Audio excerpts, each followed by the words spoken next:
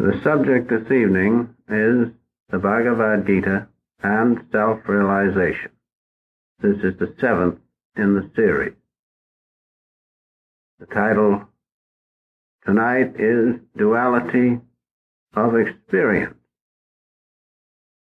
And we will read first from the second discourse of the Gita, the 14th and 15th lines. The contacts of matter, O son of Kunti, giving cold and heat, pleasure and pain, they come and go, impermanent. Endure them bravely.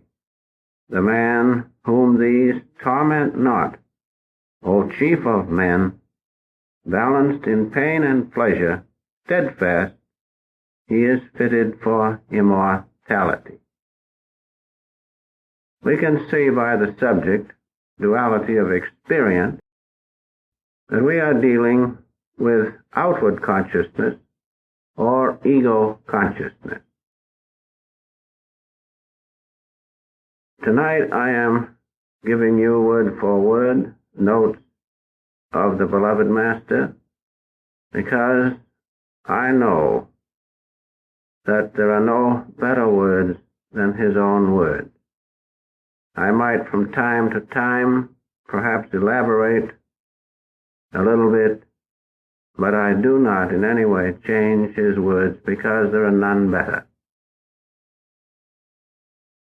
Now the component parts of ego, or waking consciousness, are these. In other words, what makes up the ego? It is just not simply the subject of our thoughts and actions, but it is made up of ego, mind, intellect, and chittva. In other words, our waking consciousness is made up of these things: ego, chittva, intellect, and mind, and of course the senses. Mind, as you know, or rather ego, as you know, bifurcates into mind and intelligence. The mind is diluted, if we can use that word, further in matter, in sensation, the five senses. And so, as we read the words of the Master, we can understand these component parts of our ego. In ordinary consciousness, the ego, the chittva, the intellect, and the mind are all blended together. Because our mind has bifurcated, or rather because our ego has bifurcated into mind and intelligence, and has been identified with all of the ramifications which result from infinite composition and adjustments between the intellect, mind, and senses, we are in the habit of requiring dualities of experience through chittva or feeling.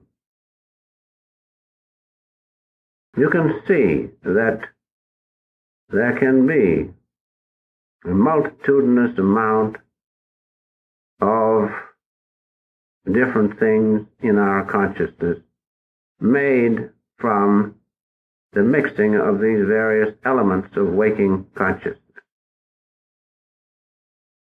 The Master goes on to say, in a rough way we can differentiate one from another logically, but not psychologically. We can, through meditation, I think, separate these various parts of the ego or outward consciousness. Let us close our eyes for a minute, and without any thought passing through your consciousness, you have an awareness there. That is the presence of the soul in the body, attached to the body. That is the ego, pure ego, if we can call it that. Now, as you open your eyes and you see the various objects about you, the senses come into play. And then they are coordinated by the mind and discriminated by the intelligence, and then feeling enters into the matter, the like or dislike. Liking or disliking the various things of you as you see them. And so we can see that we can really, through the processes of self-realization, techniques and meditations, differentiate between these component parts of the ego. Master goes on to say, that is, in differentiating these things, we can only picture to our mind that one is separate from the other. But in reality, when one is present, the other is present also in a more or less degree. If we apply this to ordinary waking consciousness, ordinary activity, we can see that they are all fused together, and that when we act in material consciousness, in outward consciousness, that everything goes together, making up what we know as our ego consciousness. And so the ego is equivalent to the soul attached to the body through these various ramifications. And here it is known as the pseudo-self, the self-appointed vice-regent of the soul. The ego is the subject of our action. I will not go into the matter further because we have discussed the ego not too many Thursday evenings ago. But let us go on now with another part of waking consciousness, the chittva, or feeling. Feeling, or chittva, equals the I-ness in every physical factor with reference to the feeling of liking and disliking. In other words, this feeling enters into all our activities and prevents us from judging things properly through the intuition of the soul. The Master has given a definition of feeling, or chittva, as follows. Ego in operation equals chittva. Ego, having subjective feelings and referring to them itself, resolves into chittva. Going on now with our reading from the Gita, we come to the word endure. Endure them bravely. The man whom these torment not, O chief of men, balanced in pain and pleasure, steadfast, he is fitted for immortality. Let us consider the word endure.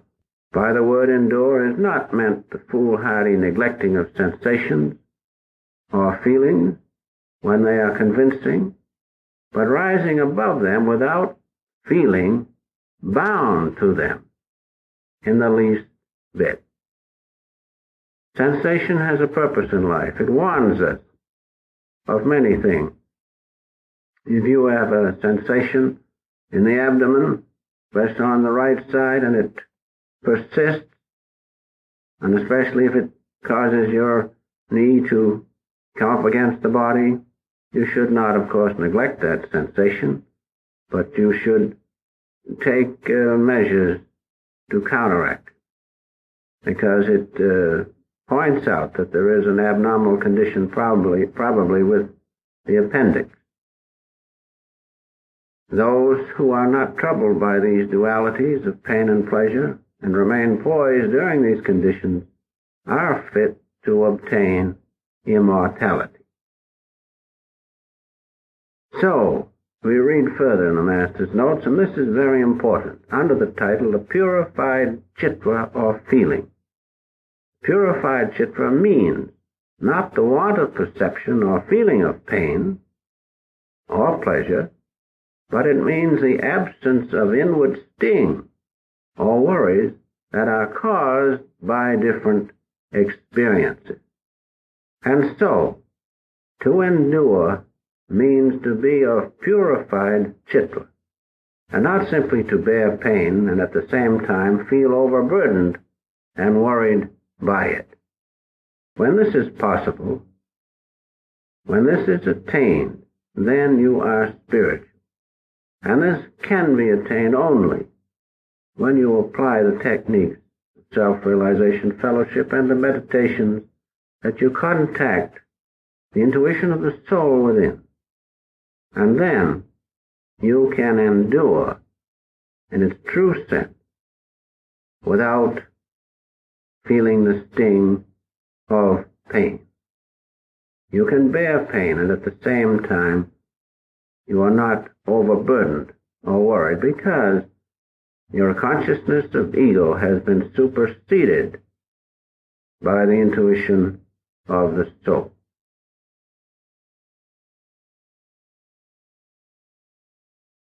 Now let us go on with another passage of the Gita under the heading Soul and God. We will read from the 15th discourse of the Gita, 7th and 8th verse. A portion of mine own self, transformed in the world of life into an immortal spirit, or a soul, draweth round itself the senses, of which the mind is the sixth, veiled in matter.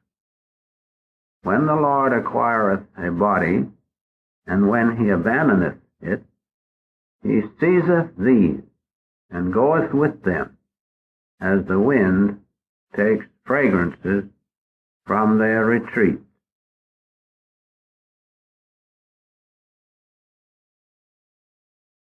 A sheet of maya is found between the soul and God. The soul and God are the same, but we cannot realize this because of our delusion. And the delusion is this sheet of maya. The ego results from this idea of separation from God. It is this delusion, or sheet of maya, which produces the idea of separation, or attachment to form, things formed by motion. Once again, we can use to good advantage the illustration of the Master of the wave and the ocean. The wave is substantially of the same material as the ocean, but due to motion, a form is produced. An attachment to this form produces the idea of separation. So it is with our soul. We are attached to the vehicle, and this attachment separates us from God. Ways and means of reaching soul and God. First, the path of devotion. The devotee says, I am the son of the Lord. He feels the relationship of son to father. As the son has reverence for the father, as the servant to his master. Sometimes he feels the spirit as divine mother. He is all attention, all prayer with less attention to action, always with devotional attention. Now this is an important part, not only on the path of devotion, but in following any path which unites the soul once again with God. We must have this devotional attention. I wondered why the Master used to say to me, have loving attention, have loving attention. And I think the best illustration is this, that if we have the attention that comes with the relationship of guru and disciple, that is the proper attention to have. That is devotional attention. You know how you feel in the presence of the guru. Your attention is not wandering, but you do have that loving attention, which is very important. Now let us go on, second, to the path of service, or path of action. Of course, here the devotee resigns the self to God and forgets the self. This is the path of renunciation, working not for self, but for God, or working for something outside of his own self. First he serves the family, then the community, then the world. Those actions which purify us, which have an effect on our psychic body, is also a path of service. Now the third path. The third path is the path of knowledge. Here the devotee, by reasoning away everything, thinks, I am God. I am away from matter. Self-realization does not stop here.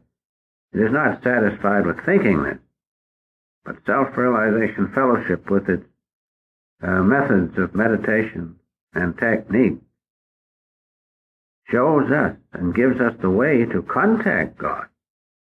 And then we do not only think, but we really feel our oneness with God. And so all of the above paths are harmonized in the Gita. Ordinary man cannot go along one path only. That is why the Master taught all paths in one, Raja Yoga. But self-realization harmonizes all paths by definite technique. And this is very important. Self-realization does not just deal with the theory of the various paths leading to God, but it harmonizes all paths by definite technique.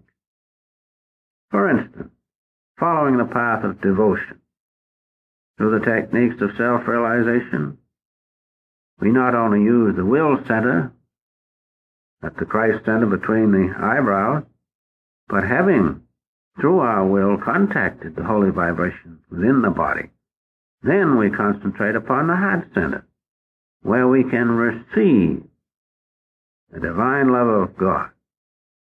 And so you can see that self-realization makes the path of devotion really dynamic to consciousness. Now in the path of action, or the path of renunciation, here we are told in the Gita to feel God in every action, to work for Him alone. But self-realization fellowship techniques gives you the method whereby you can contact God. Contacting Him, being one with Him, then you surely can take Him with you in every action. And then the third path, path of knowledge.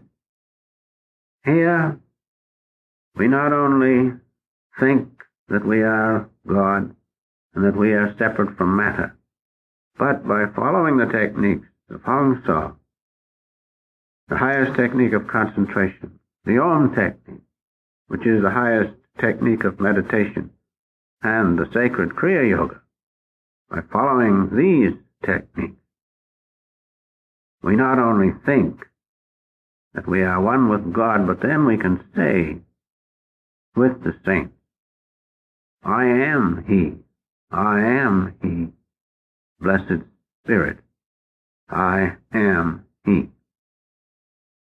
And so finally, let us close with the final words of the Master in these notes. Prayer comes first, then reason, analysis. In times of no prayer, then man reasons and compares for knowledge.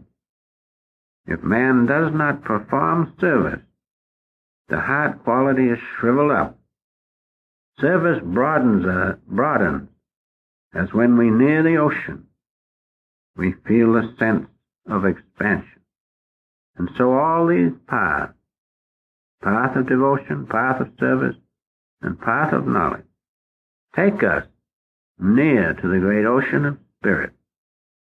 And then, if through techniques of self-realization fellowship, we contact that spirit, then we once again can merge in the infinite ocean of God's divine love.